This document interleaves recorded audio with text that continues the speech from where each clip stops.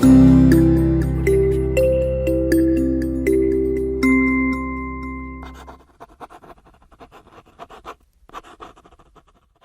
students, the continuation of properties of fluid.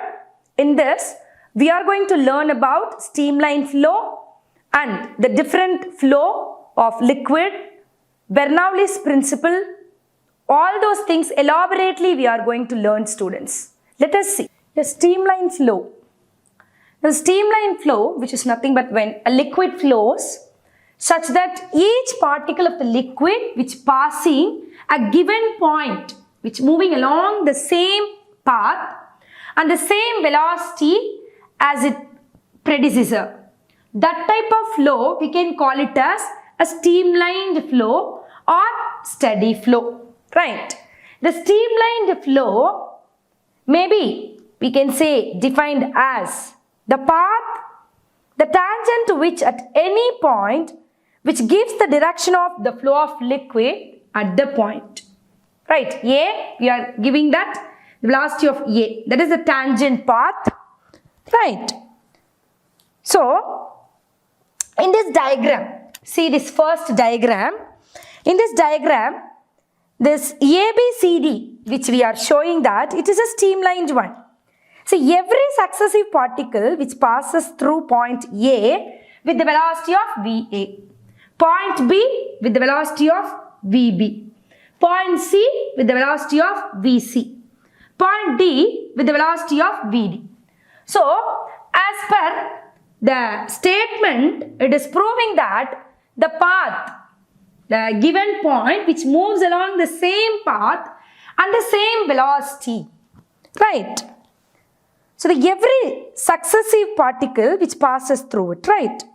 So, the particle velocity at the point remains constant with the time, but the velocities at different point may or may not be same, but it constant. The particle of the velocity at the particular point is constant, right? This we can call it as streamlined flow. Now we can see different flow, that is tubular flow, turbulent flow, and the laminar flow. So one by one we can see. The tubular flow, we can say that the same velocity of fluid which is perpendicular to the direction of flow. See, that means a tubular flow is a bundle of streamlines that having the same velocity of the fluid element that over the cross-sectional area which is perpendicular to the streamline flow or the direction of the flow, we can say. When a fluid flows slowly through a pipe, which you are seeing on the diagram, like that it is flowing slowly through a pipe. The pipe itself is one tube of flow that we can call, that is a one tube of flow. So what are the properties of streamlines? See, it is a steady state flow so that no two streamlines can never cross each other. And the tangent at any point on the streamlines gives the direction of the velocity of the fluid particles at the point. If suppose the same way, this is the point A, this is the velocity VA. This is the point B we have taken, means the tangent shows the velocity of point B. So in that way, it will shows the velocity of the fluid liquid. Greater the number of streamline, then it has the larger the fluid velocity. That means the greater the number of streamline which passing normally through a section of the fluid, it will be the larger as the fluid velocity at each and every section. Right. The next one is turbulent flow.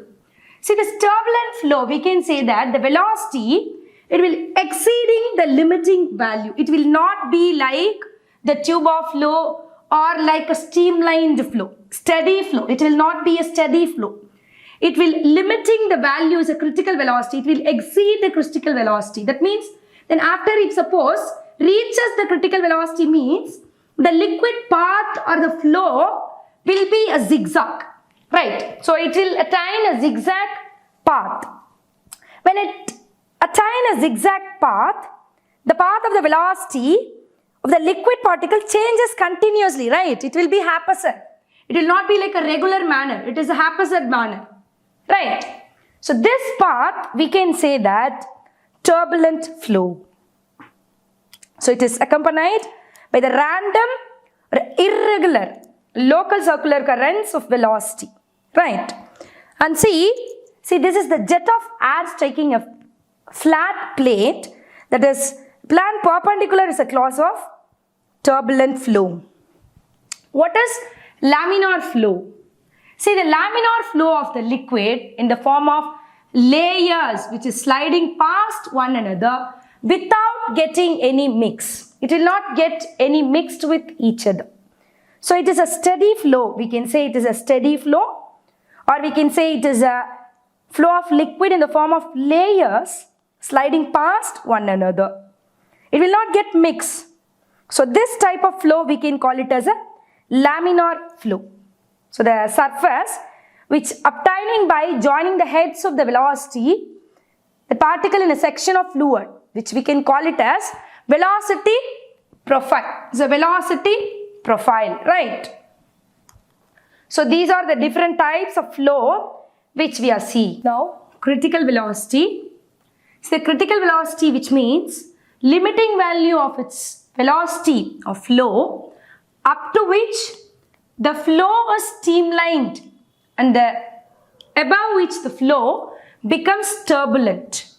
So turbulent, which means the path which is a zigzag, haphazard.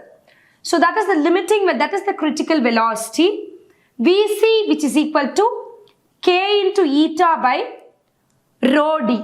So this is for the critical velocity. Reynolds number. So actually the Reynolds number, it is a dimensionless number. It helps to determine the nature of the flow of liquid through a pipe. Re, which is equal to rho Vd by eta. Ideal fluid. Ideal fluid means what?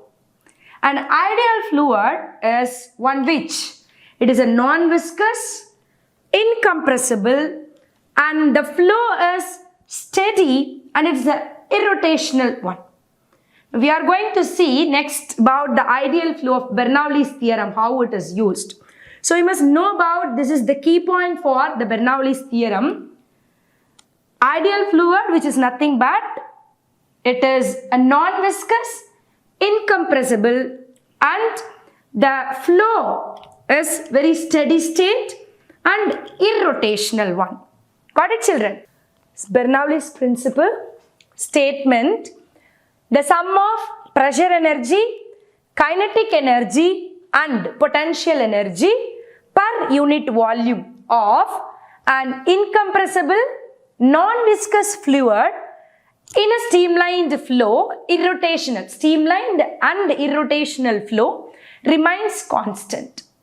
So this only we are going to show and prove through Bernoulli's principle.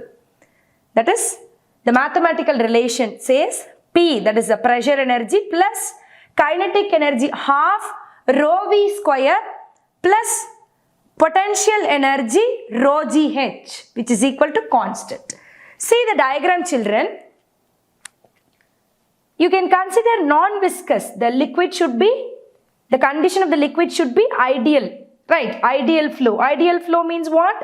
Non-viscous and incompressible fluid that flowing steadily between the sections of A and B. So these are the two sections.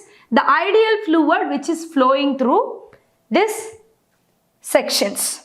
Now, the pipe of varying cross section, right? It has a varying cross section, so that we have taken A1 is the small A1 is the area of cross section at A1 V1, right? And we have taken A2 V2 at the pressure P2. Now you can take the density is rho of the liquid. As the fluid, as we said, is an incompressible one, so whatever may be the mass of the fluid which enters through the pipe in the section A at the time del T, it will be like P1A1 is the pressure of the fluid. Now the equal mass of the liquid flow out in the section of B, right? Because of the condition is incompressible, that is ideal. So the mass, it will not get varying, right? Equal mass of flow will be coming out. So we have taken here this mass which is given by volume into density. So the area of cross section into length, volume, for that area into length into density, we know that. So the mass which is equal to area of cross section, we have taken here A1 V1 del T rho, which is equal to A2 V2 del T rho. So the both are same. A1 V1 which is equal to A2 V2. Here we need to know change in kinetic energy, change in potential energy of the fluid and the net work done, right? So change in kinetic energy of the fluid, you have to take both part A and B because it has the varying area of cross section. So kinetic energy at B minus kinetic energy at A. So kinetic energy at B, half mv square, we know that. So half m v2 square minus v1 square. So that we can write half, the mass value you can write it here, half a1 v1 del t into rho into v2 square minus v1 square. Is that clear, children? So this is the kinetic energy of B minus A. This is the value. Okay. So this value which is comes for the kinetic energy, change in the kinetic energy. Now change in the potential energy of the liquid, the same way potential energy at B minus potential energy at A. So mgh is the potential energy, you know that, mgh2 minus h1. So here this value when we applied A1 V1 del T into rho g h2 minus h1. Now this is for the change in the potential energy, right? Now the net work done. Net work done which is equal to what? Work done at the point A. That is the work done on the liquid flow of liquid at A minus work done at B. So here the work done W which is equal to, you know that, PA. So PA into P1 A1 into V1 del T minus, this is for B, P2 A2 into V2 into del T. Now here as we know that it will not get varying, we can take it P1 A1 V1 del T minus P2. Instead of that A2 V2 we can take A1 V1 del T. So that is equal to the net work done which is equal to A1 V1 del T into P1 minus P2. So by conservation of energy, net work done on the fluid which is equal to change in kinetic energy plus change in potential energy. So net work done as we see A1 V1 del T into P1 minus P2 which is equal to change in kinetic energy, that is half A1 V1 del T rho into V2 square minus V1 square plus change in the potential energy, that is A1 V1 del T rho g H2 minus H1. By simplifying this we will get P1 minus P2 which is equal to half rho V2 square minus half sig rho V1 square plus rho g H2 minus rho g H2. So now P1 plus half rho this V1 square plus all the one we have kept in this side and all the twos we kept that side. So that rho V1 square plus rho g H1 which is equal to this P2 part will P2, V2 and H2 part will go that side.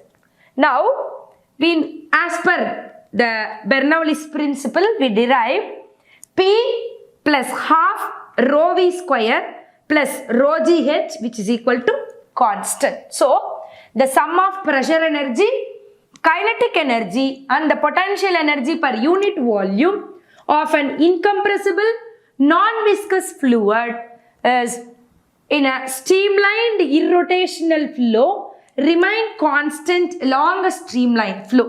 So this is Bernoulli's principle. Yes students, so far we have learnt through this session streamlined flow. What is streamlined flow? And the different flow of liquid, that is tube of flow, turbulent flow. These are all we have learnt, laminar flow. So different types we have learnt.